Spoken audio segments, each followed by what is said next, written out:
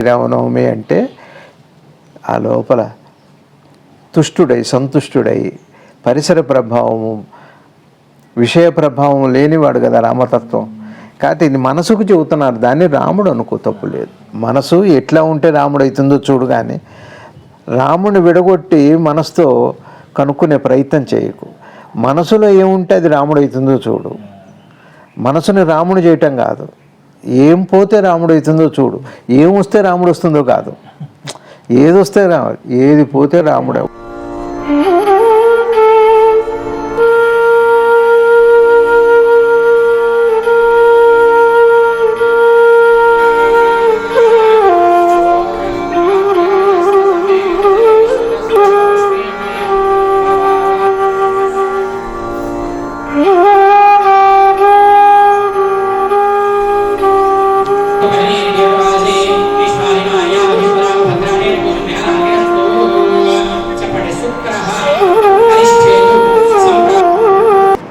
శ్రీ శివానంద గురుభ్యో నమః. శ్రీ ఆంజనేయ పరబ్రహ్మణే నమః. ఆత్మబంధువులు, ఆత్మస్వరూపులైన మీ అందరికీ నమస్కారం. ఇవాళ శ్రీరామనవమి పర్వదినం.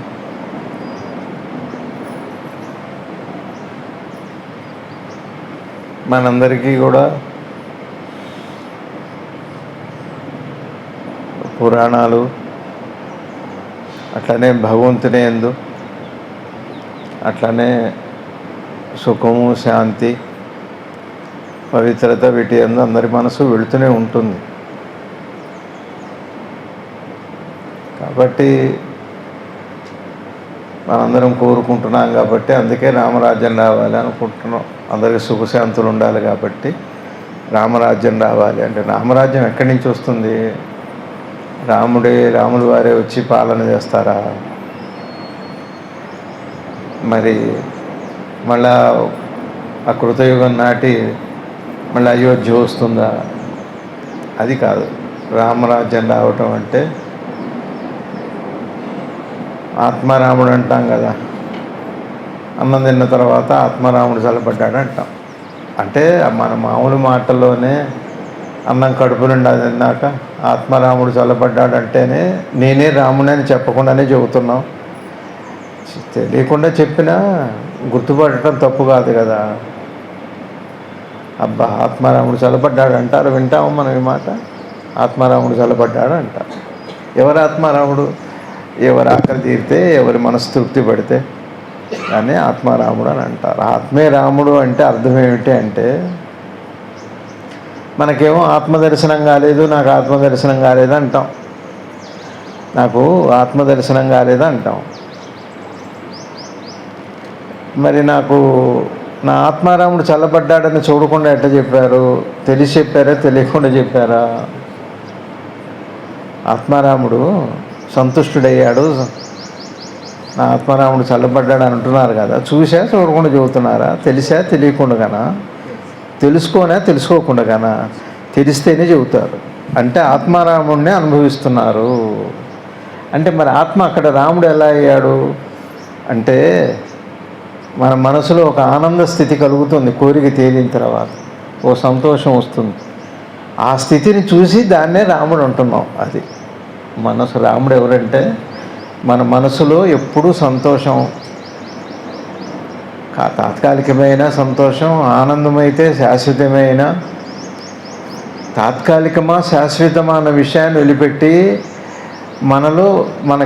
మనం అనుభవించినటువంటి ఆ శాంతో, ఆ తుష్టో, తృప్తో, దాన్నే రాముడు.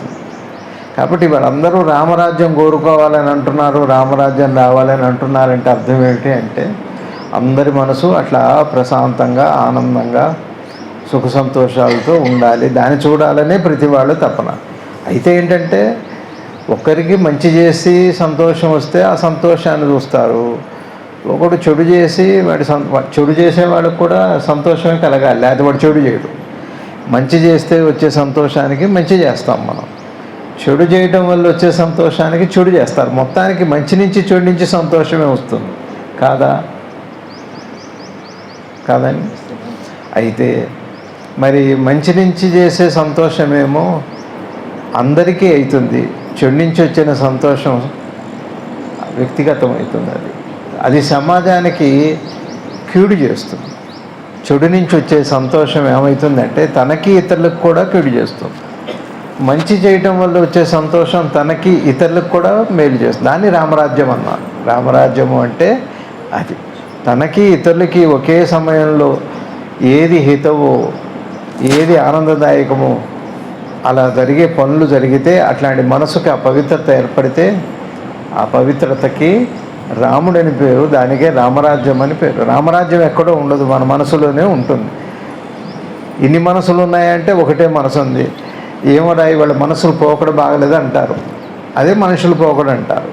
ఏమో మనస్సు సరిగా వెళ్ళట్లేదంటారు. కాబట్టి ఒకటే గుర్తుపెట్టుకోండి, ఇంకొంతసేపటి తర్వాత కళ్యాణం చేస్తారు. నేను ఊరు వెళుతున్నా, ఉండను అంతసేపు. కాబట్టి కళ్యాణం చూడండి, ప్రసాదాలు తీసుకోండి చక్కగా. కళ్యాణం అంటే ఏమిటి అంటే ఈ రామనవమి నుంచి ఏమో అతి తొందరలో మనం అందరం కూడా రామరాజ్యాన్ని చూస్తామని నా మనసుకు బాగా అనిపిస్తుంది. ఇప్పటికే చైతన్యం వచ్చింది ప్రజల్లో చైతన్యం వచ్చింది. మంచి రోజులు రావాలి, మంచి రోజులు రావాలి అని చాలామందిలో చైతన్యం వచ్చింది. యువతలో కూడా కొంత మార్పు కనపడుతుంది. కాబట్టి ఆ దిశగా అడుగులు పడుతున్నాయి. ఈ నవమి నుంచి ఇంకా బలపడిపోయి కొద్ది రోజుల్లో అందులో భాగంగానే ఒక్కొక్క చోట చెత్త తగలబెడతాం, భూమి దున్నుతాం, చదువును చేస్తాం, పంట వేస్తాం. అట్లానే ఏవో ఈ ప్రకృతిలో కూడా కొన్ని ప్రమాదాలు, అట్లా కొంత యుద్ధాలు, భూకంపాలు, వరదలు ఇట్లాంటివి సంభవిస్తాయి. అందులో భాగమే. అంటే ఇప్పుడు మనం పిల్లల్ని అరిచి వాళ్ళని మంచి మార్గంలో పెడతాం, దండిస్తాం, మంచి మార్గంలో పెడతాం. అంటే మనసుని క్షాళన చేయాలి కదా. అట్లానే ప్రకృతిలో కూడా మనసు క్షాళన ఒక్కొక్కసారి సామధాన భేద దండోపాయాల ద్వారా ఒక్కొక్కసారి ఆ మంచి వాతావరణం వస్తుంది. అట్లాంటి ప్రక్రియలో ఉన్నాం మనం ఇప్పుడు భౌగోళికంగా. ఏ దేశం ఆ దేశం ఈ దేశం అనకుండగా ప్రకృతి తను తాను సరిచేసుకునే ప్రయత్నంలో ఉందని నా అభిప్రాయం. దానికని జ్యోతిష్యం అక్కర్లేదు. ఇప్పుడు ఇరాను ఇజ్రాయిల్ యుద్ధమే కానివ్వండి, మరేవో ఇంకా ఏమో వస్తాయి యుద్ధాలు. దానివల్ల ప్రకృతి తను తాను సరిచేసుకునే ప్రయత్నం ప్రకృతికి ఎవరు చెప్పరు, మనిషే చెబుతాడు. మనిషికి ఏమో ప్రకృతి చెబుతుంది. అంటే ఇదే ప్రకృతి యొక్క ప్రకృతి, అంతకంటే ఏం లేదు. ప్రకృతిని సరైన దిశలో పవిత్రంగా ఉంచడమే రామరాజ్యము. బాగా గుర్తుపెట్టుకోండి. ఎవరి పిల్లలకి పెద్దలకి అందరికీ క్షేమం అది. కాబట్టి ఈ జరిగే పరిణామాలన్నీ కూడా ఒక మంచి వైపుకి వెళ్తుంది అని అనిపిస్తుంది. ఎక్కడ ఏ దేశాల్లో ఉన్నా, ఏ ప్రాంతంలో ఉన్నా, ఎక్కడున్నా దేశభక్తి అంటే మనసుకు పవిత్రతను అందించడమే దేశభక్తి. దేశభక్తి అనేది దేశం అంటే మనుషులు, దేశం అంటే మట్టి కాదు అన్నారు కదా. అంటే దేశాన్ని మనం భూమిని అంటల్లా, మనుషుల్నే అంటున్నాం, మనసునే అంటున్నాం. అది మనసునే. కాబట్టి మరి ఎక్కడున్నా, ఏ దేశంలో ఉన్నా దేశభక్తి అంటే దేశం ఏదో కాదు, మన మనసే. మన మనసులో ఉండే పవిత్రతకి భక్తి అని పేరు, దానికి దేశభక్తి అని పేరు. అప్పుడు అందరూ బాగుంటాం, సమాజం అంతా బాగుంటాం. అందరిలో సుహృద్భావం ఉంటే, పవిత్రత ఉంటే అందరూ ఇతరులు కూడా సంతోషపడతారు. అట్లాంటి రోజులు వస్తాయి. బాగుంది. అందుకని అందరూ ప్రార్థన చేయండి చక్కగా. కళ్యాణం అంటే ఒక్కటే చెబుతా తేలిగ్గా, రామ ఉపాసన. రాముణ్ణి మనం ఎట్లా దర్శనం చేసుకోవాలి. రాముడు అనేది ఒక రూపనామం కాదు. రాముడు అంటే ధర్మస్వరూపుడు అని. ధర్మము అంటే మనసులో దానికి ఉండే లక్షణాలు, మనసుకుండే పవిత్రతకి ధర్మం అని పేరు. ధర్మం ఎందుకు వచ్చింది అంటే అందరికీ మేలు జరగడం కోసం ధర్మం వచ్చింది. అదే ధర్మంతో పని ఏముంది? ధర్మంతో కూడా ఏం పని లేదు. ధర్మానికి మనిషికి మధ్య ఏర్పడ్డది. అది ఒక వారధి లాంటిది. కాబట్టి ఈ ధర్మస్వరూపుడు కాబట్టి రామోపాసన ఎలా చేయాలి. ఇప్పుడు రామం అంటే మళ్ళీ ఒక రూపానికి పెట్టకండి దయచేసి. రామ అంటే పవిత్రత అని గుర్తుపెట్టుకోవాలి. రామోపాసన అంటే అర్థం ఏమిటి అంటే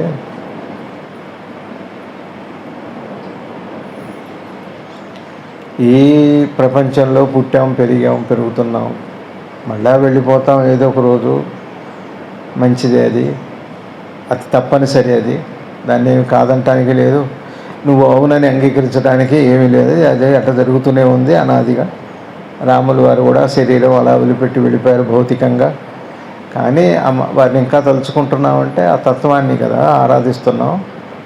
అతి తేలిగ్గా ఎవరికి నామం ఇష్టమో అది చేసుకుంటే అదే పవిత్రత. కాబట్టి శివనామం చేసుకోవచ్చు, రామ రామ అనొచ్చు. ఇవాళ విశేషించి రామనవమి కాబట్టి రామ రామ అనుకుంటున్నాం, రామ రామ అనుకుందాం. కానీ అంతకంటే కూడా మంచిది ఏమిటి అంటే మనం పొద్దున్నే లేస్తున్నాం, బోళ్ళు పనులు చేస్తాం, బోళ్ళు సంపాదించుకుంటాం. రాత్రి ఏదో కల వస్తుంది, ఆ తర్వాత నిద్రపోతాం మంచిగా, మళ్ళీ పొద్దున్నే లేస్తాం. ఇంతే, ఎన్నేళ్ళు బతికినా ఇంతే. ఏదో ఒక పని, ఏదో కళ, అదే నిద్ర. అక్కడ ఏదో పని, ఏదో కళ, కానీ అదే నిద్ర. అదే నిద్ర. అర్థమైందా? అదే నిద్ర అంటే అప్పుడు అదే నిద్ర అని. కానీ అట్లా ఉండటమే దానికే నిద్ర అని పేరు. అదే నిద్ర అంటే నిద్ర ఏదో కాదు, రామోపాసనే. అంటే నిద్రపోవటానికి భయపడుతున్నామా? భార్య, పిల్లలు, ఇల్లు, వాకిలి, పదవి, డబ్బు అన్నీ ఉన్నాయి, ఏం భయం లేకుండా నిద్రపోతున్నాం. ఉన్నవి ఉంటాయనే కదా నమ్మకం. వచ్చేది వస్తుంది, ఉన్నది ఉంటుంది. ఉన్నది ఏదైతే ఉందో దాని నుంచి వచ్చేది ఎప్పుడూ వస్తూనే ఉంది. కాబట్టి హాయిగా నిద్రపోతాం. ఆ భార్య అటు నిద్రపోతుంది, లేస్తామా లేమా, ఎవరు ఉంటారు ఎవరు పోతారు అది వేరు విషయం. నిశ్చింతగా నిద్రపోతున్నాం, నిశ్చింతగా లేస్తున్నాం, నిశ్చింతగా నిద్రపోతున్నాం, నిశ్చింతగా లేస్తున్నాం, చింతగా బతుకుతున్నాం. చింత ఎప్పుడు వస్తుంది? నేను జిల్లేడు ముళ్ళు అమ్మన్నట్టుగా చింతకి కారణం ఏమిటంటే కోరికే అని. కాబట్టి మనం ఏం చేయాలంటే, మనందరికి జోలపాటలు వచ్చు. రాముల వారికి కూడా పాటలు ఉన్నాయి. పిల్లలు నిద్రపోకపోతే ఓ పాటలు పాడతారు, జోలపాటలు వచ్చు, నిద్రపుచ్చటం తెలుసు మనకి. మనం ఏం చేయాలి? రామోపాసన చేయాలి, రాముడి దయ కావాలి, తొందరగా నా మనసు రాముడిని తెలుసుకోవాలి అని. రాముడు అంటే దైవము, దైవము అంటే నీ స్వరూపము, నీ స్వరూపం అంటే నీ మనసు. ఇందాక చెప్పా, ఆత్మారాముడు చల్లబడ్డాడని ఎట చెబుతున్నావు? ఏ రాముడిని చూసి చెబుతున్నావు అంటే చల్లబడ్డ మనసును చూసి చెబుతున్నావు. ఆ చల్లబడ్డ మనసే రాముడు, ఇంకెక్కడో రాముడు ఉన్నాడు అనుకోకండి. మీకు అర్థమవుతుందా? ఇప్పుడు ఈ కళ్యాణం చూస్తారనుకోండి, రాముల వారి విగ్రహం చూస్తారనుకోండి, మనసు సంతోషం వస్తుంది. బాగా జరిగిందని అంటున్నారు, చాలా బాగా జరిగింది, కళ్యాణం బాగా జరిగింది, వైభవంగా అయింది, కన్నుల పండుగ అయింది అంటున్నారు. నిజంగా చెప్పేది మనం ఏమో ఎక్కడ అపార్థం చేసుకుంటున్నామంటే, కళ్యాణాన్ని దృష్టిలో చెప్పి అంటున్నావు, కానీ నిజానికి ఏం జరుగుతుందంటే నీ సంతోషాన్ని చూసి చెబుతున్నావు. అది అసలు కళ్యాణం, అది రామ కళ్యాణం. అందుకని మరి మీ అందరికీ జోలపాటలు వచ్చు, మీ అందరికీ పాటలు వచ్చు, బాగానే ఉంది. సినిమా పాటలు కూడా ఉన్నాయి, ఆత్రేయ గారు రాశారు. కుదుటపడ్డ మనసు కాస్త, కునుకుబడ్డ మనసు కాస్త కునుకుపడుతుంది. మనసు కుదుటపడితే నిద్ర వస్తుంది. కునుకుపడ్డ మనసు కాస్త మంచి కళలు కంటుంది. మంచి కళలు అంటే కంటడం అంటే కళలు అంటే మంచి కళలు. కళ అంటే కళ్ళలో వచ్చిందే అనుకోకండి. కళని మన కళ్ళలోకి వచ్చిందే అనుకోకండి. మంచి కళ కూడా దర్శనం అవుతుంది. మంచి కళ అది శ్రీరామచంద్రుని వారి యొక్క 14 కళలు. ఆ కళలన్నీ దర్శనంలోకి వస్తాయి, మనసు యొక్క స్వరూపం. ఇప్పుడు ఏం చేయాలంటే, తేలిగ్గా రామోపాసన కావాలి మనకి. ఏ దైవమైనా నా ఇష్ట దైవం నాకు అనుగ్రహం కావాలి, నాకు తొందరగా నన్ను నేను తెలుసుకోవాలి, నేనెవరో నాకు తెలియాలి. నేనెవరో నాకు తెలుసు కానీ నేనెవరో నాకు తెలియట్లేదు. మీరెవరో నాకు తెలుసు కానీ నేనెవరో నాకు తెలియట్లేదు. నేనెవరో నాకు తెలియట్లేదు, మీరెవరో నాకు తెలుసు. మరి మిమ్మల్ని అడిగితే నేనెవరో మీరు చెప్పరా ఏమిటి? మీరు నాకు తెలిసినప్పుడు నేను మీకు తెలియనా? అది కాదు కావాల్సింది మనకి. రాముణ్ణి దేని చూసి నేను సంతోషపడ్డానంటున్నాను. చిత్రం ఏమిటంటే, రాముడికి సంతోషం అని పేరు పెట్టావు, బాగానే ఉంది. సంతోషాన్ని రాముడు అనుకో, ఆనందాన్ని రాముడు అనుకో, నీ ప్రయాణం పూర్తవుతుంది. కాబట్టి పాటలు వచ్చు కదా మీకు. ఇప్పుడు పాడకండి, తర్వాత పెట్టుకుందాం పాటల ప్రోగ్రాము. ఇప్పుడు పాడమని కాదు నా ఉద్దేశం. జోల పాటలు వచ్చు కదా, మనందరి కోరికలు ఉన్నాయి కదా. కాస్త కోరికని నిద్రపుచ్చండి. కోరికని నిద్రపుచ్చితే రాముడు మేలుకుంటాడు. అది చిత్రం. అది రాముడు మేలుకొనాలి అంటే కోరికని నిద్రపుచ్చాలి. కోరిక లేచున్నంత కాలం రాముడు నిద్రపోతుంటాడు. అదే శివతత్వం, విష్ణుతత్వం. శివుడు కళ్ళు తెరిస్తే ప్రళయమట, విష్ణువు కళ్ళు మూస్తే ప్రళయమట. అంతేగా పెద్దలు చెబుతారు. అదే దీని అర్థం. కోరిక కళ్ళు తెరిచిందనుకోండి, రాముడు నిద్రపోతుంటాడు, అంటే జ్ఞానం రాదు. ఒకవేళ రాముడు కళ్ళు తెరవాలని మీకు అనిపించింది, ఆయన నిద్ర లేపాలనుకోండి, ముందు వీడిని నిద్ర పెట్టండి. ఇప్పుడు మీరు చూడండి, పిల్లాడు తెల్లారులు లేచి ఏడుస్తున్నాడు, మీరు ఎట్లా నిద్రపోతారు? ఫస్ట్ ఏం చేస్తారంటే, మీరు నిద్రపోవాలంటే మీరు నిద్రపోరు. మీరు నిద్రపోవటం కాదు పరిష్కారం. ఒకవేళ నిద్ర పట్టినా వాడు మళ్ళీ ఏడుచి లేపుతారు. అందుకని ఫస్ట్ మనం తెలియగల వాళ్ళం ఏం చేస్తామంటే, ఎట్లా 2 సరిచైనా వాడిని నిద్ర పుచ్చితే ఎన్ని గంటలైనా మనం నిద్ర పోవచ్చు. కాబట్టి ఇక్కడ కూడా సీక్రెట్ ఏమిటి అంటే, ఉపాసన అంటే ఏది లేస్తే ఏది పడుకుంటుంది, ఏది పడుకుని పెట్టాలి అంటే దేన్ని లేపాలి. ఇప్పుడు మనకి రాముడిని లేపాలి కదా. కోరికని పడుకోబెట్టడం అంటే కోరిక తీరితేనేమో, కోరిక తీరితే ఏమవుతుందంటే తాత్కాలికంగా పడుకుంటుంది. కోరిక తీరితే తాత్కాలికంగా పడుకుంటుంది. తాత్కాలికంగా భగవంతుడు లేస్తాడు, కొంచెంసేపే, క్షణం సేపు. ఒకవేళ కోరికని బాగా పూర్తిగా శాశ్వతంగా పడుకోబెట్టామనుకోండి, పరమాత్మ అనంత అఖండంగా లేచి ఉంటాడు. ఇంకంతే, ఇంకా ఆయనే ఉంటాడు. ఇక మీరుండరు. మళ్ళీ నేను ఉంటానండి, ఆయన ఉండి మళ్ళీ అట్లాంటి ప్రక్రియ ఉండదు. మరి కోరిక చేస్తుంది ఆ పని. నేను రాముడు ఉన్నామని, ఇద్దరు ఉన్నారని చెప్పేది కోరికే. ఒక్కడే ఉంటాడు, ఇద్దరు ఉండరు. మీకు అర్థమవుతుందని చెప్పింది. మనందరికి కోరికలు ఉన్నాయా లేవా? అంతా నాది చేసుకుందాం అనుకుంటాం మనం తెలియక. అంతా నీదే అన్న వదిలిపెట్టి వెళ్ళిపోయాడు రాముడు. ఏదీ లేదు. చూడండి ఎంత అద్భుతమైన జీవనము ఆ రామచంద్రమూర్తిది. శ్రీరామచంద్రుల వారిని స్మరణ చేసుకోవటం అదృష్టం అండి. అదే తలుచుకుంటే కూడా రాముడి దర్శనం అవుతుంది అందరికీ కూడా. ఎట్లా అవుతుంది? ఒక మంచి మాట విన్నా, మనసుకి ఆహ్లాదం చక్కగా కలిగి ఆనందం కలిగితే ఆ చూస్తున్న సంతోషం ఎవరో కాదు, రాముడే. అదే పరమాత్మ. ఆనందో బ్రహ్మ అంటారా అనరా? ఆనందో బ్రహ్మానందం కాదు, అది బ్రహ్మానందమే. ఆనందో బ్రహ్మ అంటే ఆనందం బ్రహ్మస్వరూపము. దాన్ని గుర్తుపడితే బ్రహ్మానందం. యువతలకు వస్తే బ్రహ్మానందం, లోపల ఉంటే ఆనందో బ్రహ్మ. దానికి ఆనందో బ్రహ్మ అంటున్నాం, అంటలేదు ఆనందో బ్రహ్మ అని అంటూనే ఉన్నాం. కాబట్టి మరి ఆనందం కొత్తదే మనకి. ఆనందం ఏంటో తెలుసా? ఏంట్రా ఇంత ఆనందంగా ఉన్నావు అంటున్నారు కదా. ఆనందం నువ్వు చూసావు, వాడు చూశాడా? ఇద్దరు చూశారు. వాడి ఆనందాన్ని నువ్వు చూసావు, వాడి ఆనందాన్ని వాడు చూశాడు. అంటే దేన్ని చూసినట్టు? వాడు బ్రహ్మను చూసినట్టు. ఇదే ఆత్మదర్శనం అంటే. ఎప్పుడు అట్లా ఉండగలిగితే అది ఆత్మానుభవం. తాత్కాలికంగా ఉంటేనేమో ఆనందానుభవం. అంతకంటే ఆనందం కాసేపు క్షణిక ఆనందం, క్షణికమైన ఆనందాన్ని అనుభవిస్తున్నాం మనం. వింటలేదా ఈ మాట? ఆనందో బ్రహ్మ అన్న మాట వింటలేదా? ఆత్మారాముడు శాంతిచ్చాడన్న మాట వింటలేదా మనం? మామూలు మాట ఏది, కానీ ఎంతో గంభీరమైన పెద్ద పెద్ద వేదాంత వాక్యాలు. అహం బ్రహ్మస్మి, సో అహం శివోహం అంటాం, ఏవేవో అంటాం, పెద్ద పెద్ద మాటలు మంచివే అవన్నీ. కానీ నేనెవరో నాకు తెలియాలి, నాకు ఆత్మదర్శనం కావాలి, నేను బ్రహ్మమని నాకు తెలియాలి, నాకు ఆనందం ఏమిటో నాకు తెలియాలి, ధ్యానం ఏమిటో తెలియాలి, జ్ఞానం ఏమిటో, ఇవన్నీ అంటున్నాం మనం. అంటున్నాం మాట నిజమే, కానీ అప్పటికే దాన్ని వాడుకుంటున్నాం అన్న విషయం గుర్తుపట్టట్లేదు. ఆనందో బ్రహ్మ. ఏంట్రా ఇంత ఆనందంగా ఉన్నావు? మళ్ళీ ఎవరింటికన్నా వెళితే వాళ్ళు మనకు అంత చీరో బట్టో బొట్టో ఏదో పెట్టానుకో, మీరు ఆనందంగా 200 చల్లగా ఉండాలి అంటారు. ఆనందంగా 200 వాళ్ళంటే చల్లగా ఉంటాడు. ఆనందం 200 ఉంటుంది. ఈ సృష్టి అంతా ఉన్నది ఆనందమే. ఎంత ఇచ్చి పుచ్చుకోవటంలో వచ్చే ఆనందం కంటే ఇచ్చి పుచ్చుకోవటంలో ఉండే ఆనందం కంటే పుచ్చుకోవటం ఏమిటో తెలుసుకుంటే, పుచ్చిపోవటం ఏమిటో తెలిస్తే, తెలియటం ఏమిటో తెలిస్తే అదే ఆనందం అని పేరు. ఏంటి ఈ ఊరు పిల్లలేనా మీరంతా? ఓ పంచులు కట్టారు బ్రహ్మాండంగా, పిల్లలు బాగుంది. ఇదే చెప్పా ఇందాక, మంచి మార్పులు కనపడుతున్నాయి ప్రజల్లో అని. చిన్నపిల్లలు మారుతున్నారు, మనం కూడా మారితే బాగుంటుందేమో అనిపిస్తుంది నాకు. పిల్లలు మారుతున్నారు కాబట్టి అందరు కూర్చోండి నాన్న. మీకు అర్థమైందండి? ఇవి వాడట్లేదండి. మీరేమంటున్నారు? ఆనందమే బ్రహ్మ అంటున్నారు. ఆనందాన్ని నేను అనుభవిస్తున్నా. ఏంటి ఆనందంగా ఉన్నా నన్ను అడిగారు.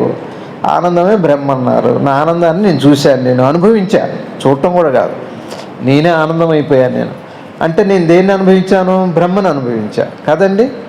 ఆనందమే బ్రహ్మ. ఇంకే బ్రహ్మను చూద్దామని, ఇంకే బ్రహ్మ అవుదామని, ఏదో బ్రహ్మను చూద్దామని, ఏదో బ్రహ్మ అవుదామనే భ్రమ ఆనందాన్ని తాత్కాలికం చేసింది. శాశ్వతం అవ్వాలి అంటే ఈ మాటల్లోనే, ఇక్కడే సామాన్యమైన జీవనంలోనే, అది పవిత్రతలోనే సాధ్యమవుతుంది. కాబట్టి ఇది రామోపాసన. రామోపాసన అంటే కోరికని పడుకోబెట్టండి, హాయిగా నిద్రపుచ్చండి. దానివల్ల పెద్ద ప్రయోజనం ఏం లేదు కదా.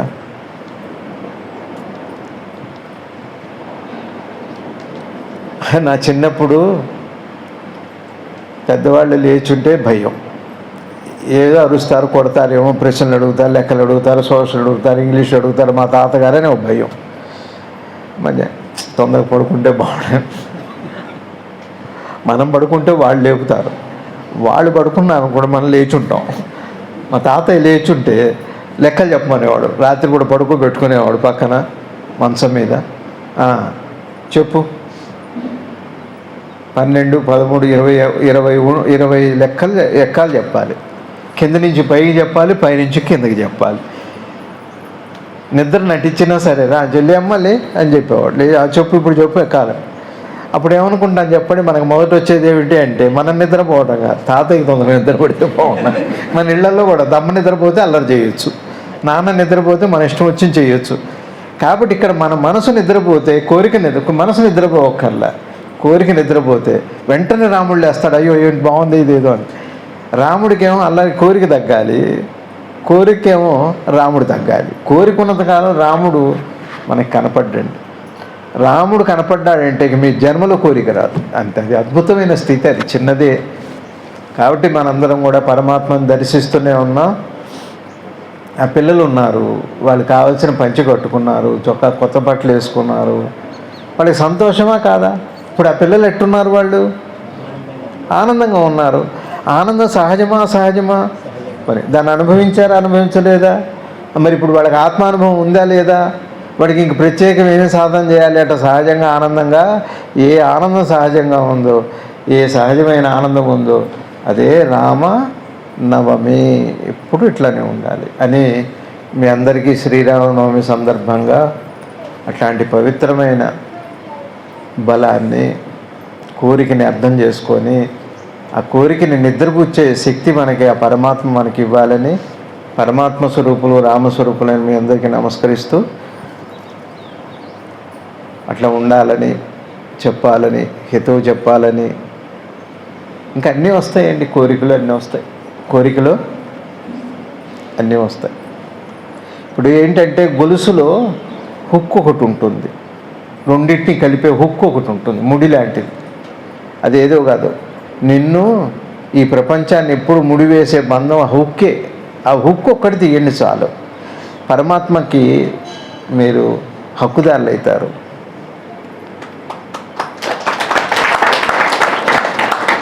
చూడలేదు అనకండి, భగవంతుని మేము చూడలేదు, ఎప్పుడు చూస్తాము, మాకు ఆత్మదర్శనం కాదు, నేనెవరో. ఎప్పుడైతే నీ కోరిక కలిగినప్పుడు వచ్చిన తాత్కాలిక ఆనందం ఉందో అదే నీ స్వరూపము. అక్కడికి మళ్ళీ కోరిక ఉండదు, మళ్ళీ వచ్చేంతవరకు. మళ్ళీ వస్తున్న కోరిక దాన్ని పోగొడుతుందన్న దాన్ని గుర్తుపట్టండి. ఇది రామోపాసన. దానికి ఏదో ఒక నామం చేయండి.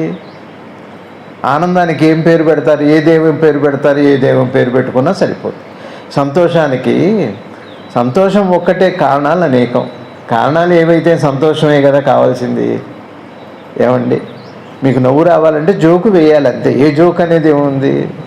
కాస్త జోక్ కూడా కాస్త మరీ నాన్ వెజ్ కాకుండా వెజిటేరియన్ జోక్ వేయాలి, మరి నాన్ వెజ్ జోక్స్ వేయకూడదు. ఇది నా మనసుకు అనిపిస్తుంది. తేలిగ్గా మన ప్రయాణం చాలా తేలిగ్గా మంచి మాటలు వింటుండండి. ఇట్లాంటివి హితకరమైనవి, రుచికరమైనవి, రోజు వారి జీవితాల్లో వాడుకునే మాటలు చాలా మర్చిపోయాం మనం. సాధన పేరుతో లేకపోతే మరేదో పేరుతో నిత్య జీవితంలో మనం అనుభవిస్తూ వాడుకుంటున్న మాటల్ని మనం వాటికి పెద్ద విలువ ఇవ్వలేదు. కానీ అందులోనే చాలా యావ తగ్గిపోవాలి. కోరికేనండి అన్నిటికీ ఆ హుక్కు. కళ్ళజోడు ఎట్లా పెట్టుకుంటాం? మనం ఏమన్నా రజనీకాంత్ అదేదో సినిమాలో, భాషా సినిమాలో ఇవి ఉండవు, లెగ్స్ ఉండవు కళ్ళజోడికి, ఇంతవరకే పెట్టుకుంటాడు. మనకి నిలబడదు అది, ఆయనకి నిలబడదు అది. ఆ కనుముక్కు తీరు అందంగా ఉంటారు, ఆయన బాగుంది అది. కానీ ఇది లేకపోతే, ఆ లెగ్స్ లేకపోతే కళ్ళజోడు ఎట్లా నిలబడుతుందా? చెప్పులకి పైన వంగటం లేకపోతే చెప్పు నిలబడుతుందా? ప్యాంటుకు కూడా హుక్కు లేకపోతే ఏది నిలబడదు. ఒక కోరిక అనే హుక్కు ఒక్కటి లేకపోతే, దాన్ని ఒక్కటి తప్పిస్తే జీవితం అంతా బాగుంటుంది. మన సంప్రదాయం, మన సంస్కృతి, అదే దేశభక్తి. బాగా గుర్తుపెట్టుకోండి. ఆ వచ్చే తాత్కాలిక సంతోషానికి ఇంత మనం వెంటబడుతున్నామే, మరి శాశ్వతమైన ఆనందం కోసం ఎంత బాగా ఒక్కసారి రుచి చూసారా మీరు? ఆ రాముణ్ణి, ఆత్మారాముణ్ణి. ఆత్మారాముడు రామాలో ఎవరో పోయారా, అయ్యో రామ అలా జరిగిందా? అప్పుడు మనకు ఆనందం వేరు అంటే అది ఎప్పటికీ కూడా అది సృష్టి విరుద్ధమైన మాట, అసంపూర్ణమైన మాట, అది అసత్యమే అది. కాబట్టి పిల్లలందరూ, మీరందరూ పంచికట్టుకున్నారు కదా, చాలా సంతోషం. పిల్లలందరూ వాళ్ళకి ఏమన్నా ఈ మేనేజ్మెంట్ వాళ్ళు దయచేసి వాళ్ళకి చాక్లెట్లు ఏవో వాళ్ళకి కావాల్సిన పెడితే కూడా నాకు సంతోషపడతాను నేను. వాళ్ళకి పెట్టండి, మంచి ప్రవర్తనతో ఉండండి, అన్నీ నేర్చుకోండి. మీ మాస్టర్ గారిని అడిగి మీ అమ్మ నాన్నకి దండం పెట్టండి. పొద్దున్నే అమ్మ నాన్నకి దండం పెట్టుకోవాలి చక్కగా, మనస్ఫూర్తిగా. సిగ్గుపడకూడదు అమ్మ నాన్నకి దండం పెట్టడానికి. ఏదో పండగ పూట పెట్టేవి కాదు అవి. వాళ్ళు నవమి కదా దండం పెడతాం, కొత్త బట్టలు కావాల్సిన దానికి దండం పెట్టాం కాదు, పోవాల్సిన దానికే దండం పెట్టాలి. భగవంతుడికి ఎందుకు దండం పెట్టాలంటే ఉన్నవి పోవటానికి. బయట వాళ్ళకి ఎందుకు దండం పెడతామంటే మనకు కావాల్సింది రావటానికి. కొంచెం తేడా ఉంటుంది ఎంతో కొంత. అదే మంచి అఖండమైన రామస్వరూపమై, ఆనంద స్వరూపమై, శివానందమై మన మధ్య తిరిగిన పరమ గురువైన పరమేశ్వర శ్రీ శివానంద గురుదేవుడి పాదాలకి నమస్కరిస్తూ, శివానంద మహారాజుకి జై శ్రీరామ్, జై శ్రీరామ్, జై శ్రీరామ్. శ్రీ ఆంజనేయ పరబ్రహ్మకు, ఆంజనేయ పరబ్రహ్మకు, శ్రీ ఆంజనేయ పరబ్రహ్మకు జై శ్రీరామ్.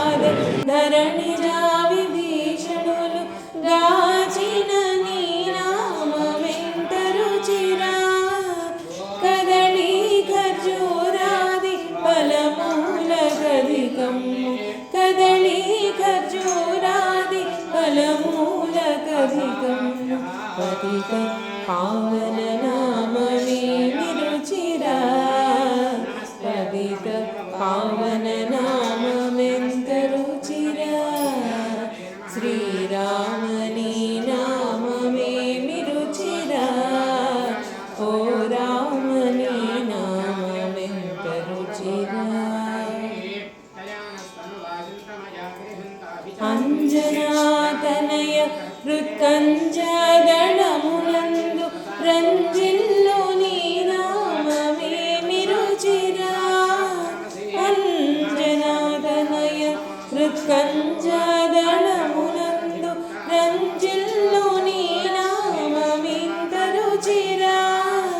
సదాశివుడు నిన్ను సదా భజించెడి, సదాశివుడు నిన్ను సదా భజించెడి. సదానంద నామమే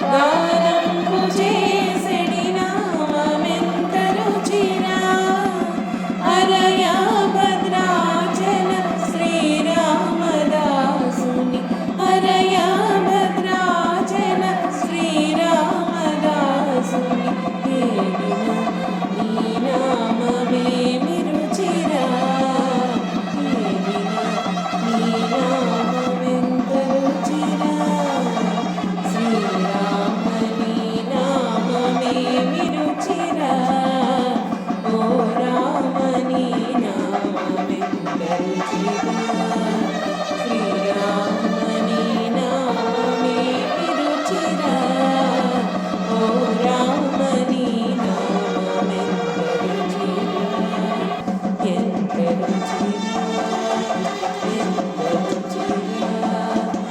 ఏమి రుచిరా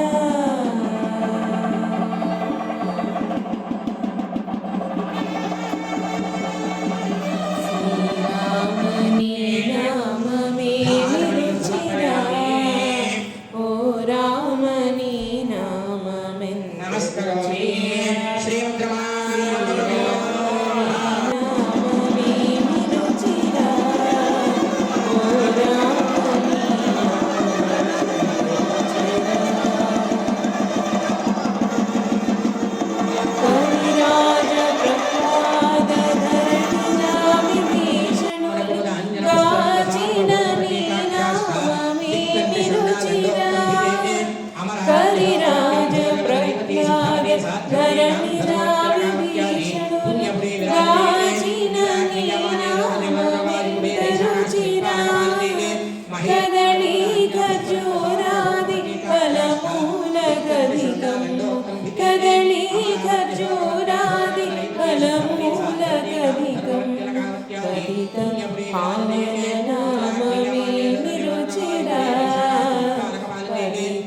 పావన నామమెంత రుచిరా శ్రీరామని నామమే రుచిరా ఓ రామని నామమెంత రుచిరా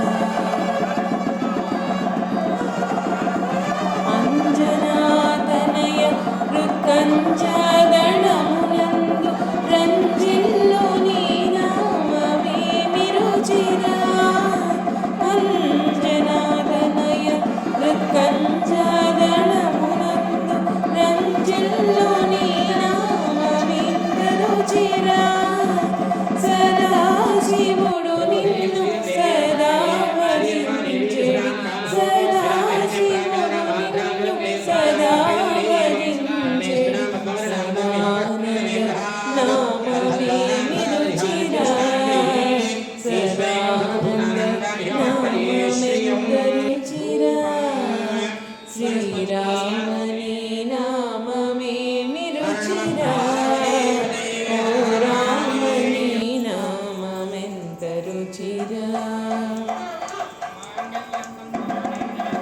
తుంగురు నారదులు డంబు మీరగ గానంబు చేసెడి నామమే రుచిరా తుంగురు నారదులు డంబు మీరగ గానంబు చేసెడి నామమెంత రుచిరా అరయా భద్రాచల శ్రీరామదాసుని హరయా భద్రాచల శ్రీరామదాసుని ఏలిన నీ నామమే రుచిరా ఏలిన నీ నామమెంత రుచిరా శ్రీరామని నామమే రుచిరా ఓ రామని నామమెంత రుచిరా శ్రీరామని నామమే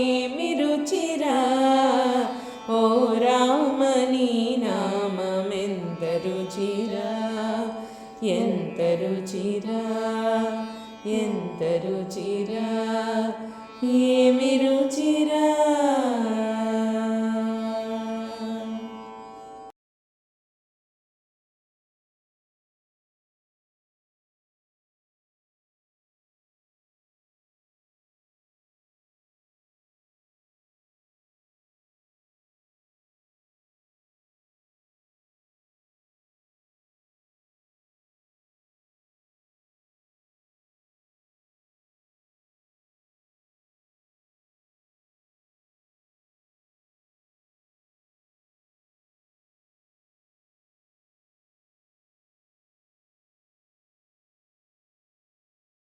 ముందుగా అందరికీ ఈరోజు శ్రీరామనవమి.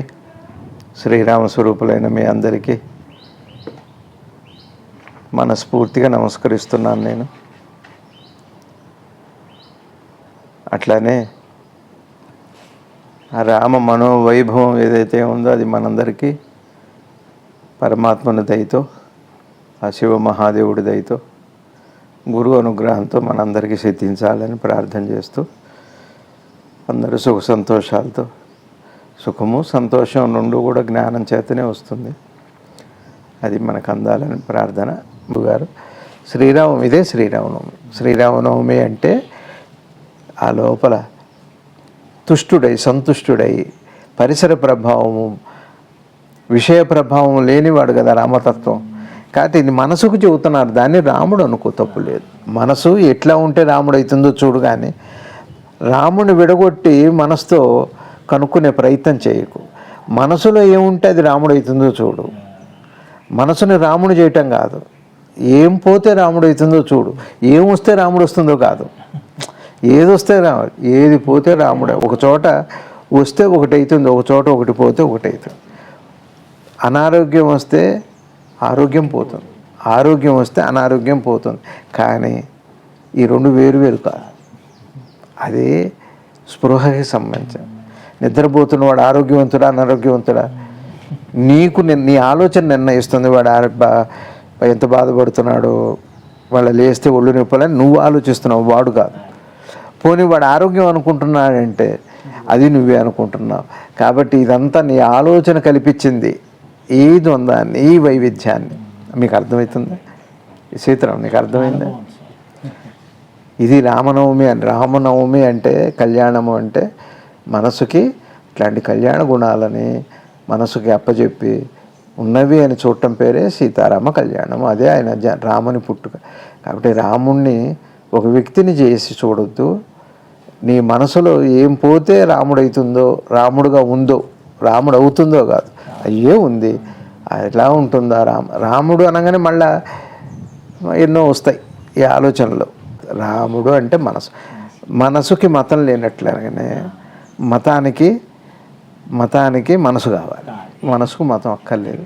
కాబట్టి మనసుకి రూపనామాలు అక్కర్లేదు, రూపనామాలకి మనసు కావాలి.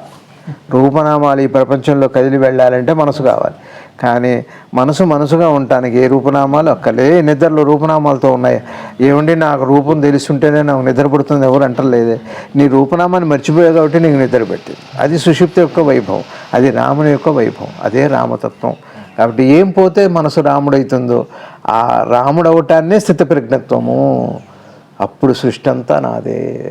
హాయ్, అద్భుతమైన స్థితి.